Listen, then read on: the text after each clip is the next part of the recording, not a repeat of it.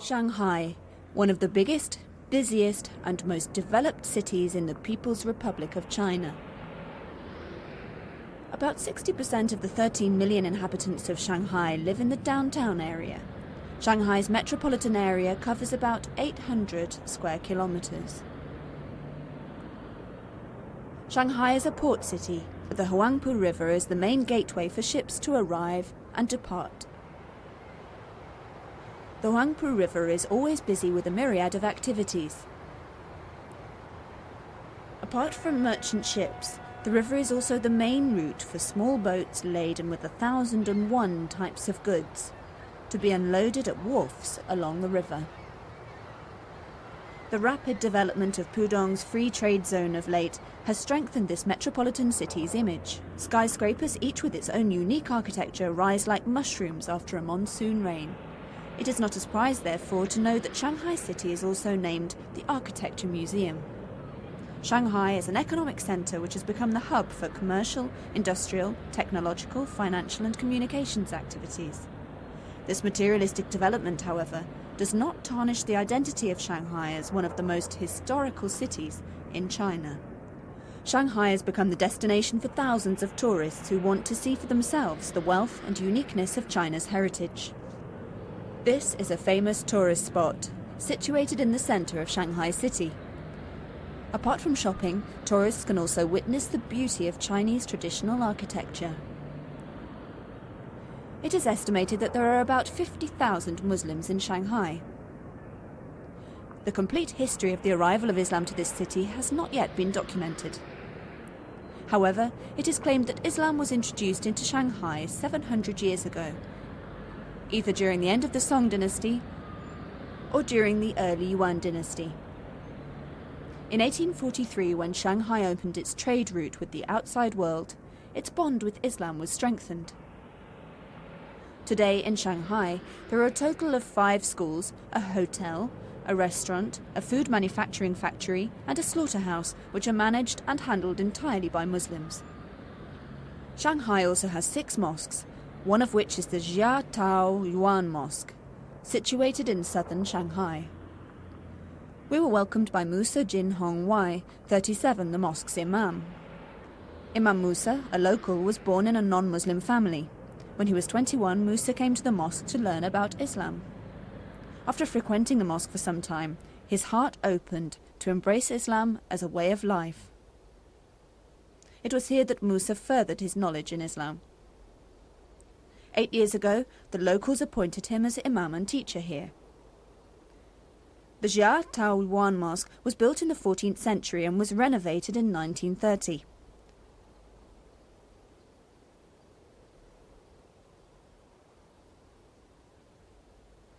Before being renovated, this mosque was small, and peach trees abounded in its courtyard. After the renovation, this mosque was renamed Jiatao Wan, which means small peach garden. The road in front of the mosque is subsequently called the Small Peach Garden Road.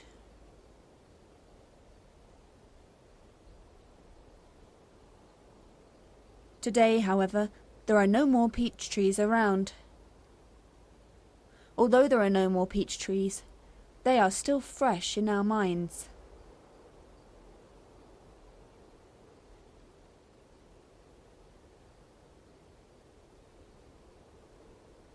Once, the mosque maintained a small school adjacent to this building.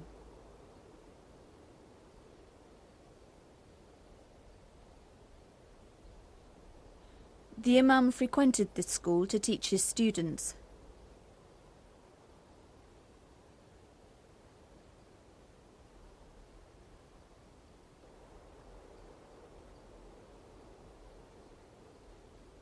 However, it was closed down 2 years ago.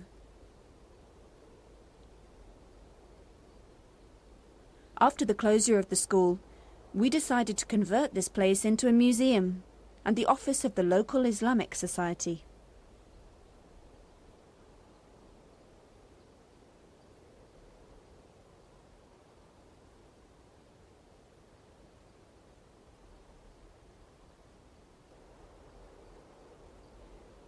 In the collection of this museum are a few copies of the Quran, some quite new, others a few hundred years old.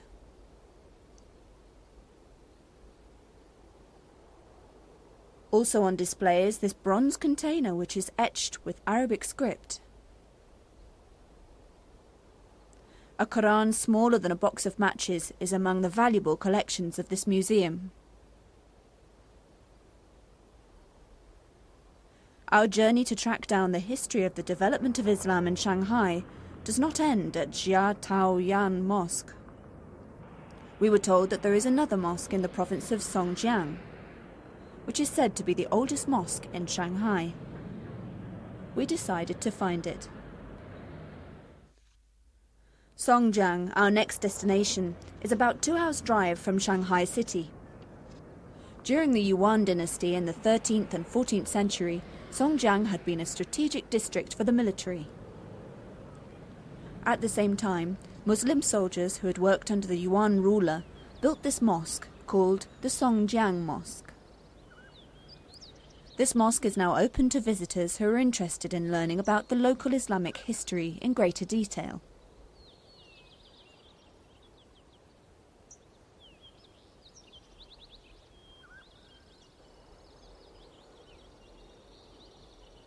The greenery surrounding the mosque gives an aura of calmness and tranquility. The Songjiang Mosque is considered one of the oldest mosques in China. There are two views regarding the early history of the building of this old mosque. According to the first view, Emperor Qi Cheng, the ruler of the Yuan dynasty who ruled from 1341 to 1368, once appointed a Muslim judge named Nasruddin to work for him. It was this judge who was said to have built this mosque.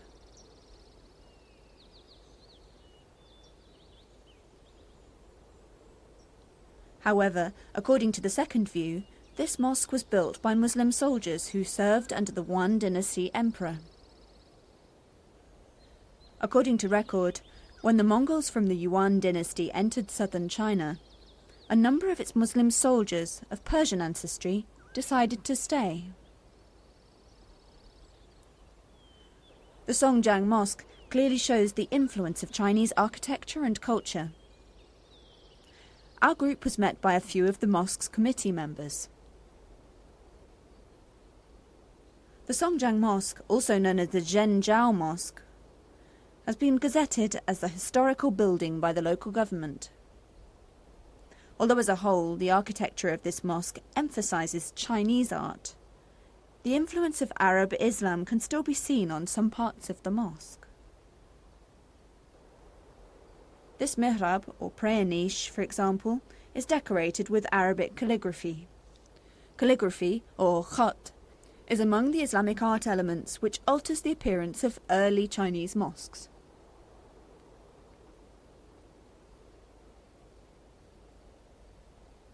The name given to this mosque also has its own history. During the end of the Tang dynasty and early Song dynasty, mosques were called Li Tang, which means meeting hall. Two new terms emerged afterwards: Li Bai Tang, which means prayer hall, and Si Tang, which means a place of worship. Then in the 13th century, mosques were called Qing Chen Si, which means a place of worship, cleansing and truth. This term was used for another 2 centuries.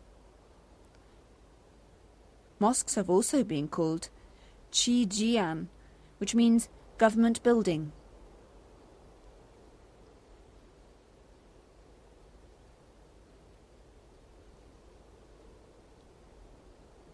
The Songjiang Mosque, more than 600 years old, has undergone renovation processes at least 7 times. The repair work done was considered routine work because nearly all the early mosques of China were built using wood, which decayed easily under the weather.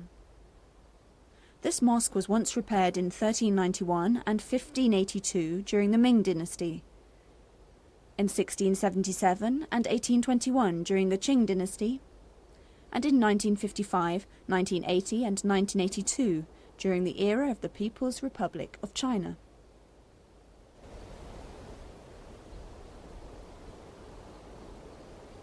More Islamic elements were added each time this mosque was repaired. During the early years of Islam in China, which was in the Tang dynasty from the 7th century till the Song dynasty in the 13th century, mosques were built by Arab Muslim merchants only in cities where commercial activities were greatest. More mosques were built during the Yuan dynasty, from 1279 until 1368. Other than the merchants' mosques during that time were also built by the military, scholars, government officers and missionaries. However, the history of mosques in the Yuan dynasty was not fully documented. To historians, the Songjiang Mosque, built by Muslim soldiers, is one of the best examples of the mosque architecture during the Yuan dynasty. Another distinction of early mosques in China was the extra building next to the prayer hall, which was used variably as a meeting room, classroom, or a missionary centre. In Songjiang Mosque, there are 3 such supplementary buildings, which are used for various mosque activities. This building, for example, is used as a resource centre to introduce Islam and local Islamic cultural activities. Here, visitors can get accurate information on Islam and the activities of the mosque. Songjiang Mosque also works closely with the Shanghai Islamic Society and Hong Kong Islamic Society. Also among the collection of this resource centre are several souvenirs from visitors, such as copies of the Quran. Committee members of the Songjiang Mosque have also prepared exhibition materials which contain basic information on Islam, the history and culture of the local Muslims, and the Islamic heritage in China. Among them are the coins which were once used by Muslim Arab merchants, and copies of old Qurans.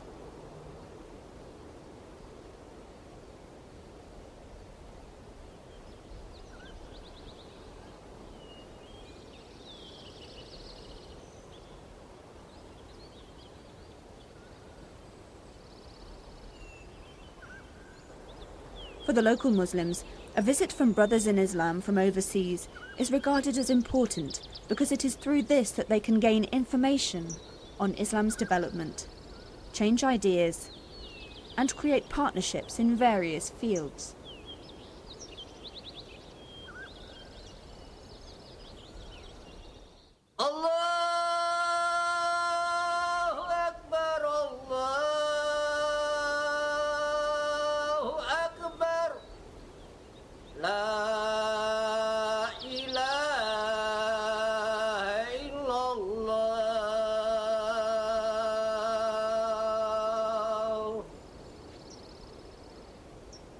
Currently, there are only 300 Muslims in Songjiang. This number is far lower than before because many local Muslims have migrated to the city of Shanghai, which offers better job opportunities. However, this does not weaken the spirit of the Muslims who are still staying in Songjiang.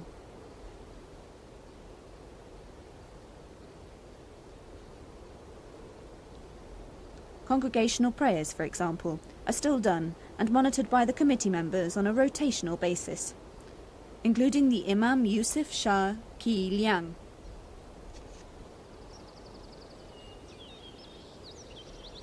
The arrival of Islam to Shanghai is closely tied with the history of the mosque building. During that time, the Mongols held vast lands. They also had soldiers who were originally from Persia. The soldiers were all Muslims. They were the ones who built this mosque. During that time, there was already a mosque for public use. Shanghai, a fast-developing city, still has a local Islamic committee. The Silk Road Hotel, with a Central Asian theme, has included Islamic elements in its architecture as a tribute to Islam, one of the religions embraced by part of Shanghai's inhabitants. This metropolitan city is fast developing. About 7 million people live in central Shanghai, which encompasses an area of around 749 square kilometres. Shanghai, which is the centre of commercial, banking, industrial, communications and entertainment activities, is held by the Chinese as the Paradise City. Its development is comparable with other metropolitan cities in the United States and Europe.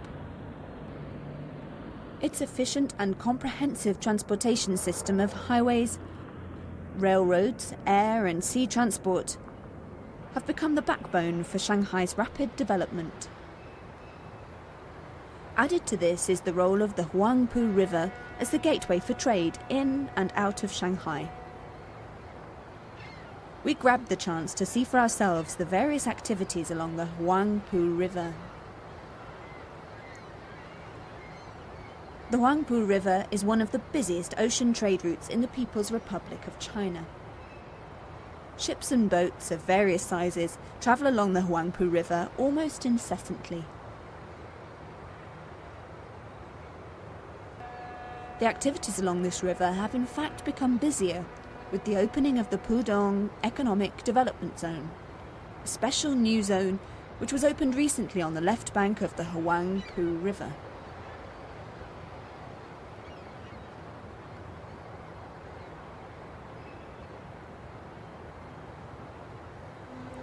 The areas along both banks of the Huangpu River are packed with small and medium-sized industries which support the bigger industries in the Shanghai town centre. Cruising along the Huangpu is a must for tourists. The journey to and from took nearly 4 hours. However, the journey was not tiring because the boat was very comfortable, and the scenery along the banks was breathtaking.